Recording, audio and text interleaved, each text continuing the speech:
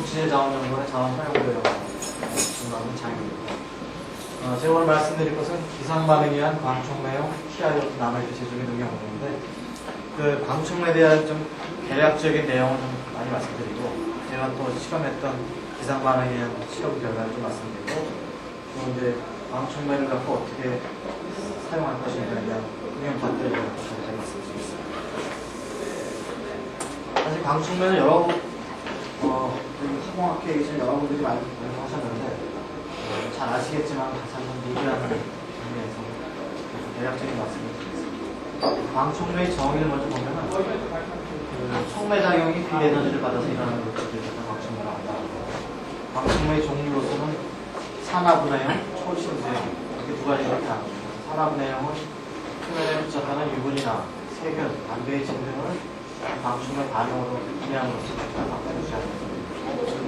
초침수형은 광촉매 반응에 의해서 물을 대부분 퍼지게 하는 표면을 만드는 것으로서 오염물질의 부착을 놓고 또한 부착되어도 비등에 의해서 간단히 식혀서 흘러내려갈 수 있는 깨끗한 상태를 유지할 수 있는 것으로 의견합니다.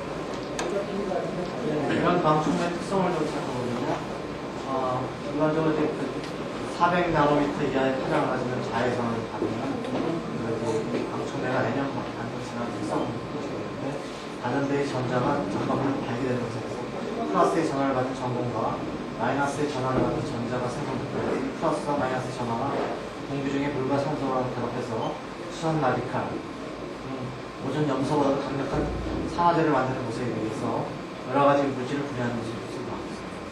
이런 특징을 가지고 분해가 어려운 유해화학 물질을 태양광 빛 에너지를 만들어 쉽게 분해하는 기능을 가진 광촉매는 약품을 사용하지 않을 뿐만 아니라 또 화석연료를 사용하지 않으면서도 환경 살균적인 특성을 가지고 있어서 환경 친화적인 재료로 쓰는 것을 대합니다. 또한 이뿐 아니라 또 오염 방지, 탈취, 환경 유해 물질 제거, 대기 오염 물질 감소 등의 뛰어난 기능을 가지고 있어서 응용 분야가 계속 확대되면서 21세기의 첨단 환경 산업 분야에서 국방을 받고 있습니다. 그래서 그 그림으로 잠깐 그려보는데요. 광촉매가 TIOT라고 있거든요. 자외선을 받으면 이온이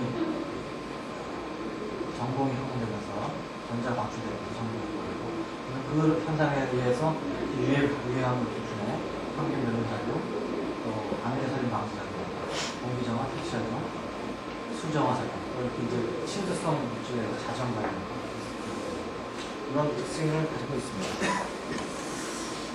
또 셀 클리닝 이펙트라고 해서 자전작용을 가장 앞에 봤는데요.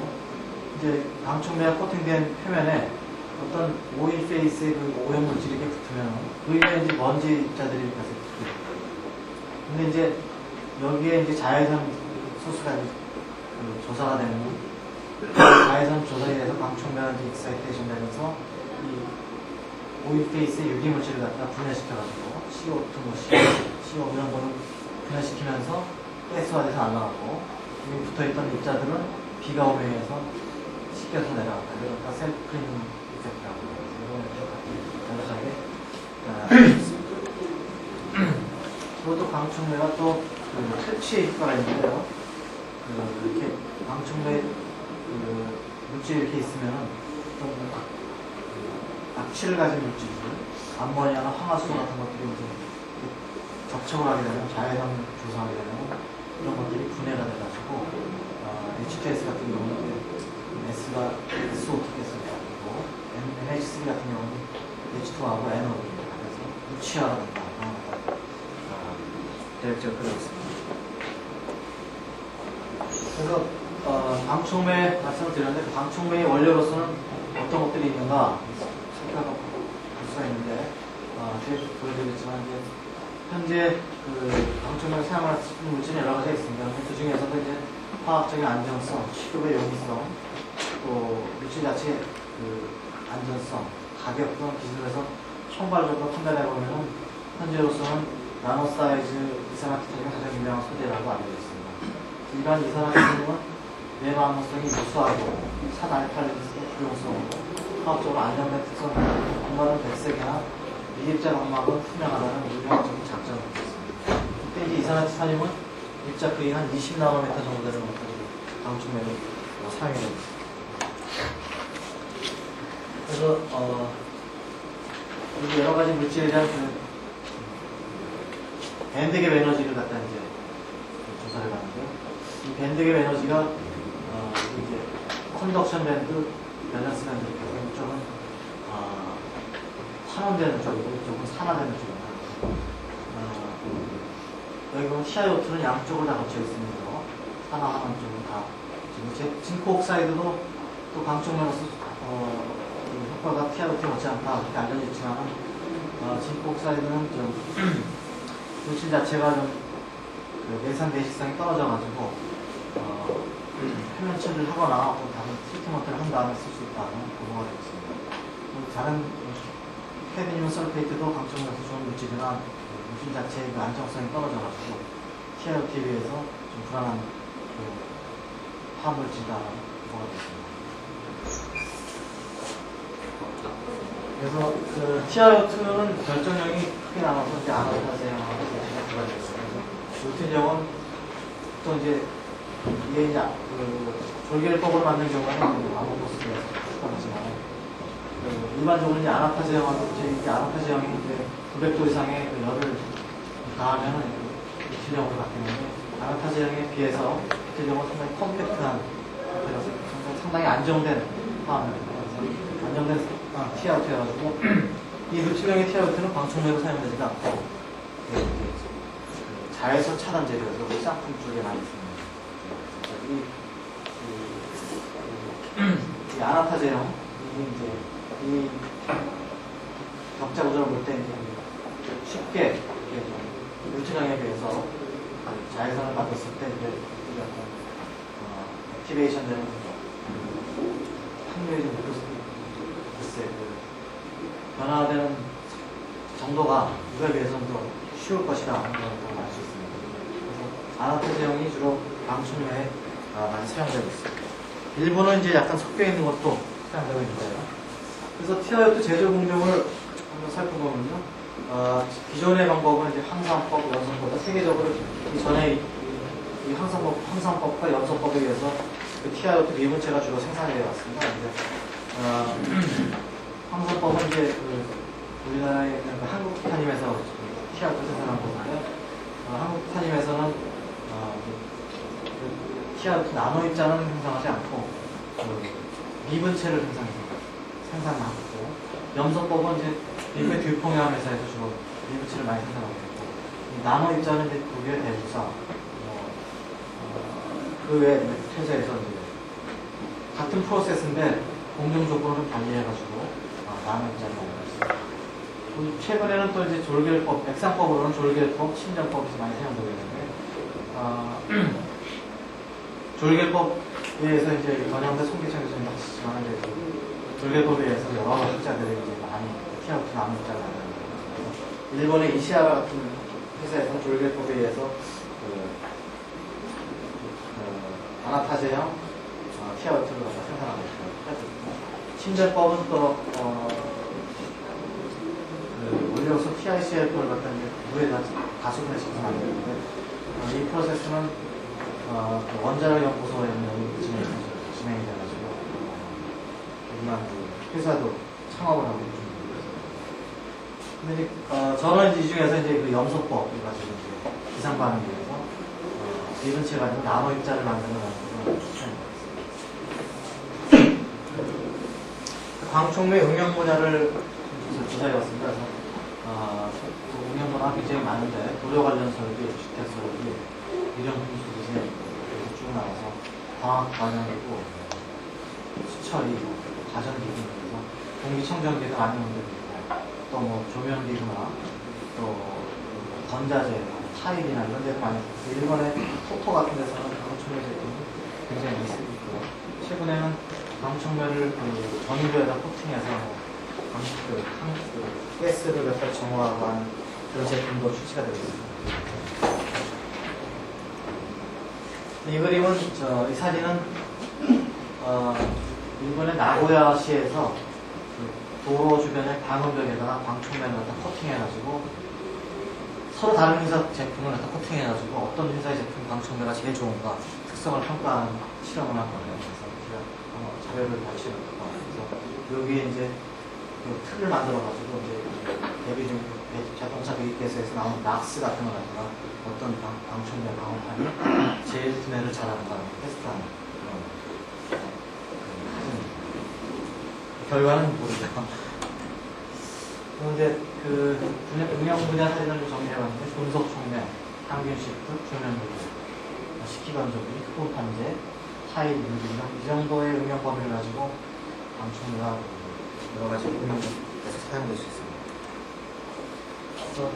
방충제는 사실은 그 일본이 가장 주도적으로 연구하고 있습니다. 국내에서도 많이 연구하고 계시죠. 그래서 방충제 기술 개발 동향을 비교해봤습니다.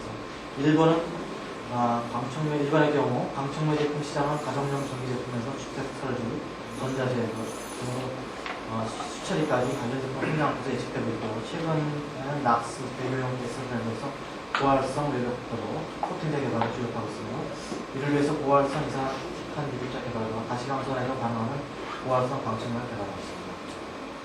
최근에는 또 이외에도 또 물을 분해해서 수소를 발생시킬 수 있는 그런 실험도 많이 하고 있습니다. 국내에서는 주로 방충제 2차 재료 개발 및 생산에 치중하고 있고 방충제 응용 제품은 아직 다양하지 못하나 다양하고 기능이 우수한 방충제 응용 제품은 향후 수년 내 국내 시장에 나올 예정입니다. 지금 국내 많은 제가 알기로도 많은 여러 개의 벤처 기업들이 방충제 관련해서 많은 제품을 생산하고 있는데 아직까지 뚜렷한 잘목할 만한 판매 실적이 나오는 것은 않습니다. 앞으로는 환경에 대한 국민들의 관심이 높아지면 더 수요가 늘어나고 방충에 대한 투자도 많이 생기고 그래서 연구가 좀 활성화되지 않겠나 생각합니다. 일본의 그 세계라고 하는데 일본을 주로 보상합니다. 방충제 산업시장 규모가 방충제 산업은 전체 환경 상황의 10% 이상을 점유해 예측되고 있고 일본의 방충제 시장 규모는 1999년에 약 400억 엔, 2005년에 1조 2천억 엔, 10여 년 후에는 수조에 있는 예상됩니다. 사실 이제 방충제 재료 가지고 방충제를 포함한 어떤 제품까지 포함한 가격이 좀 있는 것 같습니다. 이제 이렇게 늘어날 것이다. 자료는 이런 기간에서 발표합니다. 이제부터는 이제 제가 연구하는 거에 대해서 말씀드리겠습니다. 저는 이제 그 화염 반응 이렇게 확산형 화염을 써가지고 그 스타늄 염암을 가지고 기상 산화 반응에 의해서 티아트 아나파트 그런 것들 입자 크기와 결정력 조절하는 실험을 하고요. 또 이렇게 만들어진 티아트 아나 입자를 가지고 이제 응용 제품 어떤 제품을 만들면 기초적으로서 방충제 도료를 만들어서 유기물질 분해 여기에서는 메출렌을 전자재로 사용하기는 그걸 갖다 이제 대비해서 창균이나 암모니아 가스의 분해하는 그런 실험을 해봤습니다. 먼저 이제 그 티아우트 나노 입자 만드는 기상 반응에서 나노 입자 만드는 걸 말씀을 드리면 화학 반응식은 뭐 간단합니다. 그래서 TiCF하고 산소하고 만나서 티아우트가 베이커스 나와요. 그래서 여기서 중요한 실험 변수로서는 TiCF의 피드레이트 사실 그 입자 크기를 조절하는 제일 중요한 변수가 피드레이트입니다. 그리고 이제 결정형하고 입자 크기를 좀 더 파인하게 컨트롤하기 위해서 플로레이트하고 플로레이트의 가스로서 연료로서 저희가 수소가스로 썼고요. 산화제로서 수소가스 연소를 위해서 산소하고 에어를 갖다가 썼습니다. 이 가스를 적절하게 조정을 해가지고 피드레이트와 같이 적절한 조건을 찾아서 나노파트를 만들 수가 있고요. 분석으로서는 TEM, BET, XRD 주로 구성하는데 TEM은 이제 입자 형상, 사이즈를 찍고요. BET는 대표면적을 찍고 XRD는 결정 아나트제량이냐, 모티베어냐, 아나트제량이냐, 얼마나 들어있냐 이런 걸 갖다 분석을 했습니다.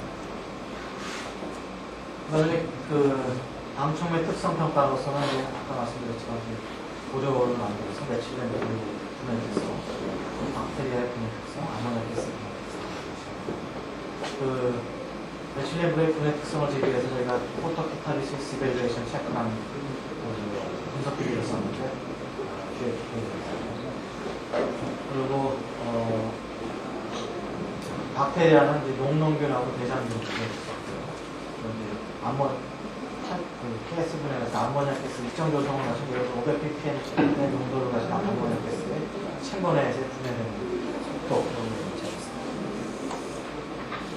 이 그림은 제가 그 반응에 사용한 분말을 제조위해서 준비한 그 비상 반응 필요한 장치입니다.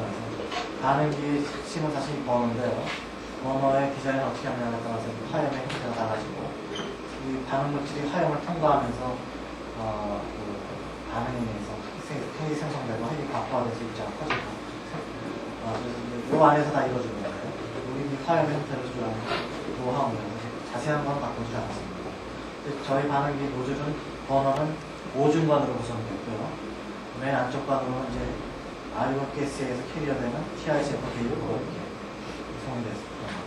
그 바깥쪽 관으로서 아르곤, 그 다음 관에서는 수소, 그 다음 관에서는 산소하고 에어와 같이 섞이기도 하고요. 그 다음에 마지막 관에서는 에어를 가장해서 플레임 에어를 때 쓰는 플레임 상태를 안정하게 유지하고 또 대체 쓰는 산소의 양을 최소화하기 위해서 에어를 가장해요. 근데 이 반응기에서 생성된 입자는 이 반응기 보호관으로서 석영관을 사용했고요. 석영관을 끄고 나가서 햇필터에서 백큐으로 빨아주면서 백필터에 투입된 입자를 나중에 회수해서 분석을 했습니다. 오전에 그 서울대학의 최만수 교수님은 좀 더 작은 반응기에서 레이저도 쓸 수 있는 펜시함을 보여드리지만 약간 좀 컨벤셔널한 상태에서 좀 전에 보여드린 장치를 가지고 제가 좀 전에 보여드린 장치의 규모가 벤치 스케일 실험 장치인데 시간당 최대한 20g 정도 만들 수 있는 장치거든요. 제가 이제 그 장치를 준비 안 했죠. 그 장치를 토대로 해서 이제 삼화페인트하고 같이 공동 연구를 했는데 삼화페인트에다 시간당 500g을 만들 수 있는 파일럿 플랜트를 하나 지었습니다. 같은 그 디자인을 가지고 만들어서 같은 입자 특성을 가지고 그만을 성공했습니다. 그리고 요거는 이제 아까 포토캐탈리시스 이밸루에이션 체크하는 거에 대략적으로 나타내는데요. 어떤 일정한 금속판 크기의 금속판 위에다가 도료와 TiO2가 코팅한 다음에 거기다 메칠렌 물을 코팅한 다음에 거기다 블랙라이트의 용량은 1mW의 자외선입니다. 그래서 그걸 갖다 조사하면서 들어가는 빛을 갖다 나오는 빛의 타장의 차이를 가서 계산해가지고 어느 정도 빛이 흡수가 되는 거예요. 메칠렌 물을 분해해야 됩니다. 또 간접적으로 측정수를 이 장치는 이번에 물박에서 나오는데요. 근데 장치의 PEC의 포토캐탈리시스 이밸루에이션 체크에서 타장을 카탈로그대로 복사했습니다. 이렇게 생겼고요. 요게 이제 센서 부분입니다.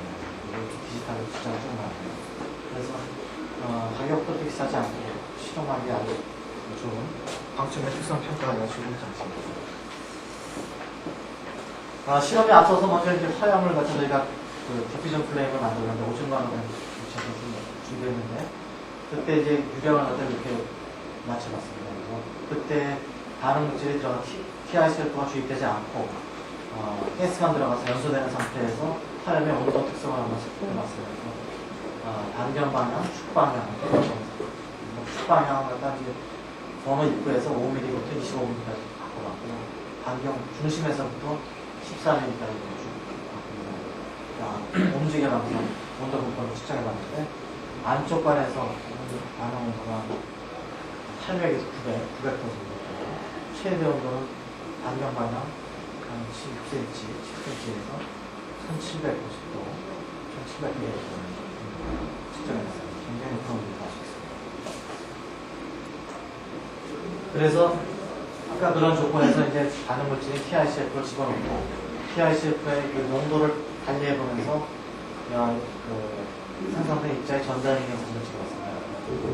입자 반응 물질의 농도가 증가할수록 단위는 몰포 리터에서 TiCF에 들어가는 몰수와 그 버너에 주입되는 가스의 양을 이렇게 나눠가지고 몰포를 드렸는데 그 몰수가 TICF의 몰수가 증가할수록 생성되는 평균 입자 크기가 좀 증가하는 걸 알 수 있습니다. 입자 그 몰수가 낮은 경우에는 입자가 상당히 좀 비교적 균일한데 입자 몰수가 좀 증가하는 경우에 큰 입자도 있고 또 높은 온도에서 라운드 구형의 입자가 생성되는 게 있어요. 이건 작은 입자가 같이 생성되는 게 있었으면서 번호 설계가 좀 더 퍼펙트하고 좀 더 균일한 입자가 올 수 있었는데 그 높은 농도 범위에서 약간 불균형한 걸 있었습니다. 이제 그때 조건에서 비표 면적을 측정해 봤는데요. 비표 면적을 이제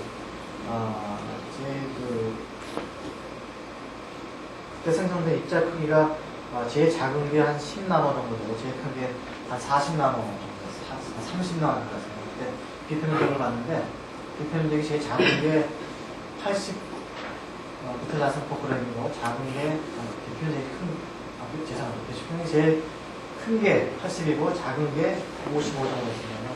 비교를 삼아서 대구사에서 나온 티아우트가 저희 프로세스랑 비슷한 점인데요. 거기서 나온 거는 이제 입자 크기가 한 25나노미터 정도 되고 어떤 경우 30나노 되고 25 정도 되고 비표 면적이 한 50 정도 되는 것 같습니다. 그러나 비표 면적이 좀 큰 거는 좀 작은 것들이 많이 있어서 그런 게 아닐까 생각합니다. 하여튼 근데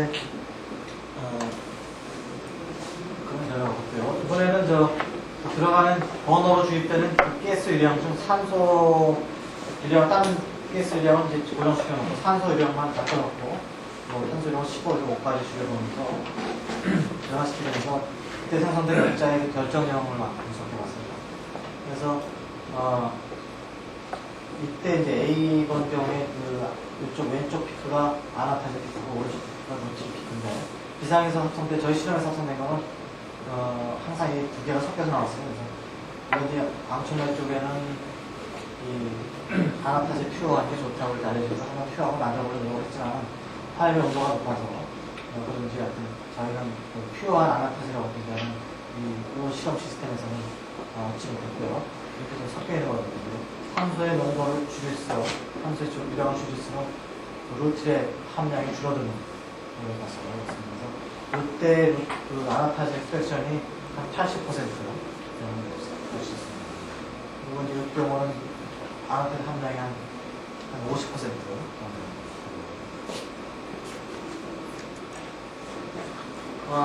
또 화염의 온도에 영향을 주는 게 좀 전에 말씀 산소 유량도 영향을 주지만 제일 중요한 건 사실 수소 유량이 제일 영향을 줍니다. 수소 유량 변화를 수정을 했는데 수소의 유량은 4, 5, 6, 8 이렇게 변화해서 또 그때 생성된 입자 크기가 12나노미터에서 30나노미터 결정성은 아나타제 프랙션이 한 27에서 75 정도 되는 걸 수 있습니다.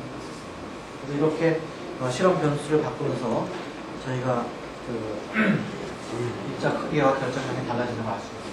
그래서 이제 이와 같이 이제 그 입자 크기와 결정량을 막 실험을 하면서 저희가 이제 그 결정량이 일정하고 아나타제 프랙션이 일정하고 입자 크기만 다른 샘플들을 이렇게 얻었습니다.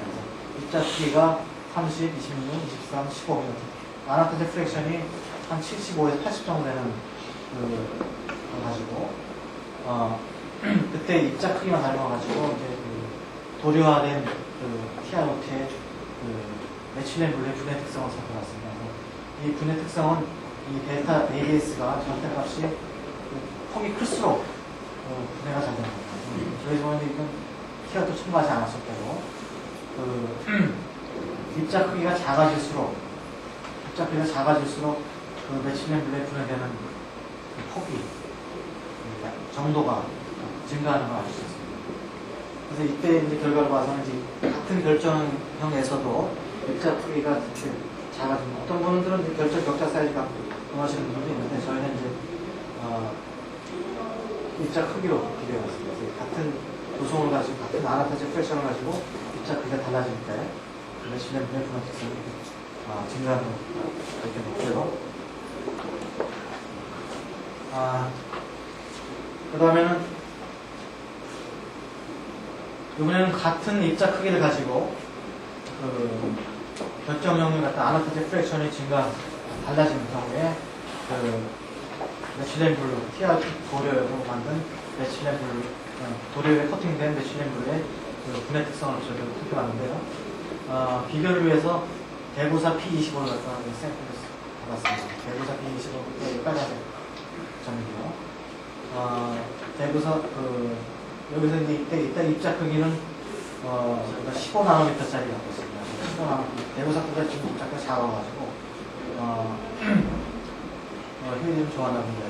하여튼, 저희 걸로 비교해보면은, 같은 입자 크기에서는, 아나타식 프랙션이 증가할수록, 메칠렌 블루가 분해되는 정도가 크게 증가하는 걸 알 수 있습니다. 그래서 앞그림하고 뒷그림을 볼 때, 비교해볼 때, 이 같은 입자 크기냐, 아나타식 프랙션의 영향이냐, 어떻게 해서 메칠렌 블루의 분해에 영향을 많이 미치냐, 비교해볼 때는 아나타식 프랙션이 더 영향을 많이 미친다. 이런 걸 좀 알 수 있었습니다. 또 이제 이번에는 항균 특성을 살펴봤습니다. 그래서 항균을 이렇게 배양을, 박테리아를 갖다 이렇게 배양을 한 다음에, 배장균을, 여기에 이제 0.1mg 정도의 TiO2 분말을 갖다가 주입한 다음에 자외선, 1마이크로와트의 자외선 등을 갖다 조성하면서 1시간 지난 다음에 그 결과를 사진을 찍은 겁니다. 2시간 지나면 완전히 없어지는데, 1시간 지났을 때 한 90% 이상의, 95%는 정확히 얘기합니다. 95% 정도의 그 배장균이 분해되는 그런 상태가 되고요. 그래서 이 항균 특성이 좋다고 알 수 있습니다. 또, 이번에는 이제, 암모니아 가스 500ppm, 어떤 일정한 용기에 들어있는 500ppm 용도를 가진 암모니아 가스의 그 분해되는 1시간 정도 후에 분해되는 특성을 한번 찾아봤습니다. 그래서 그때 이제 아나타식 결정형에 따라서 분해되는 걸 살펴봤는데요. 아나타식 결정형이 증가할수록, 아나타식 프랙션이 증가할수록 분해되는, 암모니아 가스가 분해되는 정도가 증가했습니다. 이때도 역시 저희가 이때서 사용한 거는 TiO2 같은 펠렛을 만들어가지고, 포일 사이즈 판판하게, 제가 디멘션이 좀, 이렇게 밀폐된 용기의 가운데다 놓고 자외선 등을 약간 1마이크로와트의 자외선 등을 조정하면서 특성을 조사해 비교해봤습니다. 이때 역시 이제 아나타식 프랙션이 증가할수록 암모니아 가스 분해되는 것도 이렇게 증가하는 것 같습니다.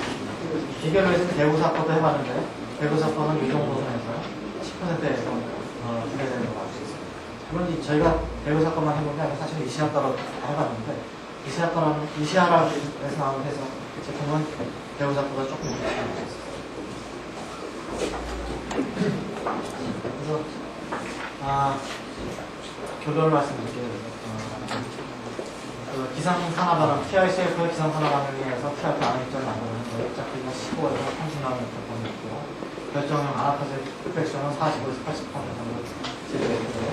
또 이런 방충매형 TIF 부판을 만들어서 메칠렌 블루의 분해 특성, 항균, 암모니아 가스 분해 특성을 갖다가 입자 크기와 결정형 변화에 따라 살펴봤습니다.